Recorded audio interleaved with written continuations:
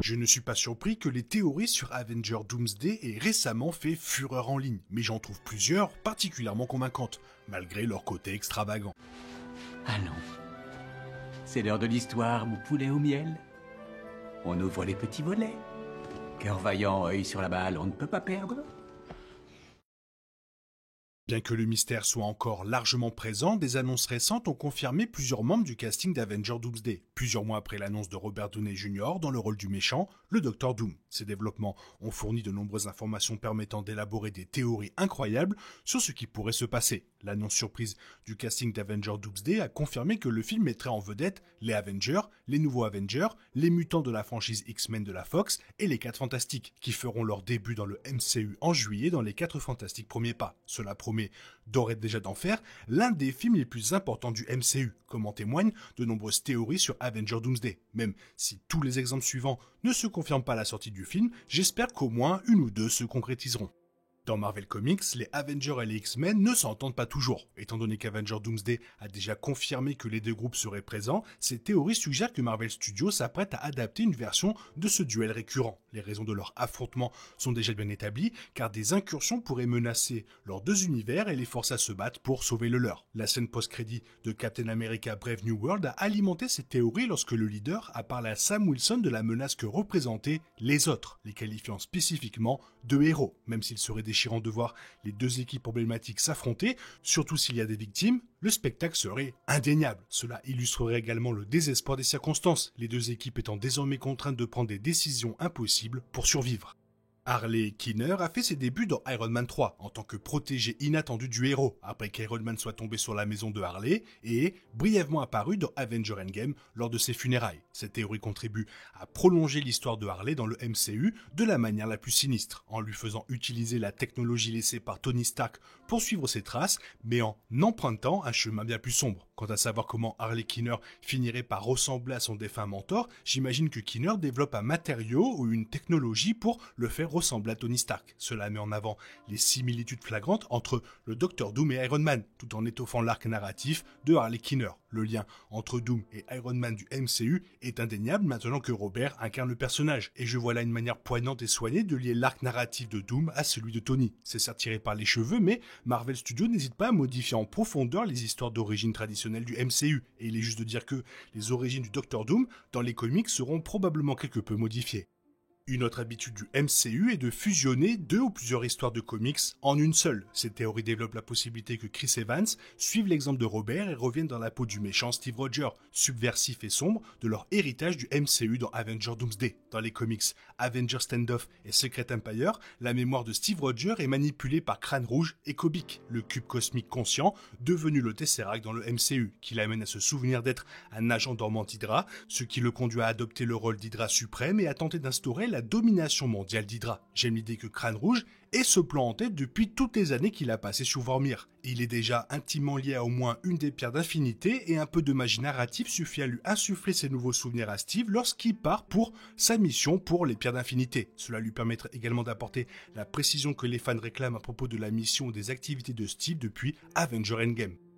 Avenger Infinity War s'est terminé par la victoire de Thanos sur les Avengers, ce qui a conduit beaucoup à penser qu'Avenger Doomsday, l'avant-dernier film Avenger de la saga multivers, suivra le même chemin. Difficile d'imaginer comment le Dr Doom pourrait surpasser la moitié de l'univers et de nombreux Avengers avec lui, mais anéantir les Avengers serait assurément un coup dur. C'est pourquoi cette théorie suggère qu'Avenger Doomsday s'ouvrira sur le massacre par le Dr Doom d'Avengers comme Spider-Man, Thor et Doctor Strange avant qu'il ne soit révélé qu'il s'agissait des Avengers d'un autre univers. Cette théorie a beaucoup d'atouts, elle établirait immédiatement le niveau de menace du Dr Doom tout en mettant en lumière le multivers, car il est difficile d'imaginer pourquoi les Avengers de la Terre 616 s'en sortiraient intrinsèquement mieux que ceux des autres univers.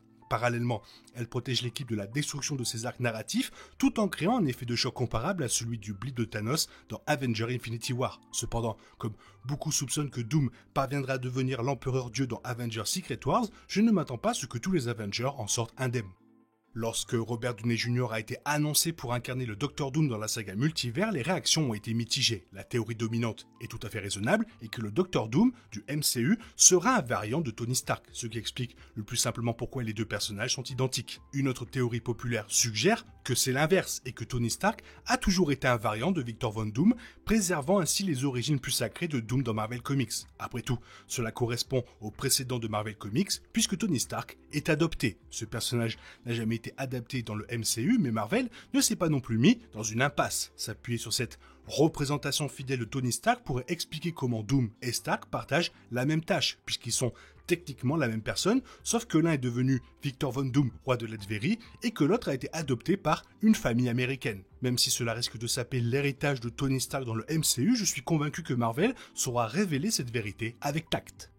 Avengers Doomsday a été officiellement annoncé comme le titre d'Avengers 5 après avoir été initialement commercialisé sous le nom d'Avengers la dynastie Kang, directement mis en place par la scène post-générique d'Ant-Man et la Guêpe, Quantumania, mettant en scène le Conseil des Kang. Cette théorie aborde la manière dont Marvel Studios compte surmonter ce malheureux obstacle narratif, car remplacer le Conseil des Kang par Doom nécessiterait la fin de l'histoire des Kang. Selon cette théorie, il suffirait qu'Avengers Doomsday ouvre avec Doom, anéantissant le Conseil des Kang à brève échéance. Comme pour Doom tuant les variants des Avengers, cela contribuerait immédiatement à établir le niveau de puissance de Doom. Après des années passées à faire de Kang une menace digne des Avengers, voir le nouveau grand méchant de la franchise détruire des milliers de ses variants justifierait immédiatement la nécessité pour les Avengers, les nouveaux Avengers, les X-Men et les Wakandais de s'unir contre cette menace particulière. Ce serait également un clin d'œil ironique au public car les controverses autour de Kang sont rapidement réglées d'un seul coup dans l'univers. Doctor Strange in the Multiverse of Madness fut l'un des films les plus marquants de la saga du multivers, car il approfondit les implications du multivers et des incursions. Il introduit également la méthode permettant à de puissants magiciens d'occuper le corps de leur variant par le biais des rêves. Que ce corps soit vivant ou non, peu importe, puisque Doctor Strange lui-même utilise ce processus avec un variant pour affronter Scarlet Witch dans le dernier acte du film, cette théorie suggère donc que Doctor Doom fera de même avec Tony Stark de la Terre 616. Ce serait une voie vraiment morbide pour le MCU, mais cela explique d'emblée le retour de Robert Downey Jr. dans le rôle de Doctor Doom dans Avengers Doomsday. Je suis également séduit par le fait qu'il capitalise sur un procédé déjà bien établi, contribuant ainsi à relier une saga multivers par ailleurs assez disparate. Selon le stade de décomposition du corps de Tony Stark, cela pourrait également donner à Doom une raison de porter son masque emblématique, même lorsqu'il occupe le corps d'une autre personne.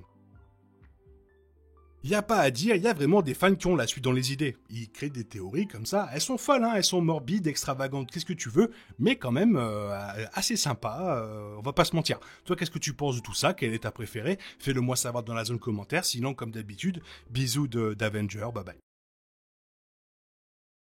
Il est impossible de compter sur les autres de nos jours, on est obligé de tout faire soi-même. Je me trompe? Rien de grave, j'avais tout prévu. Où va le monde, je vous le demande.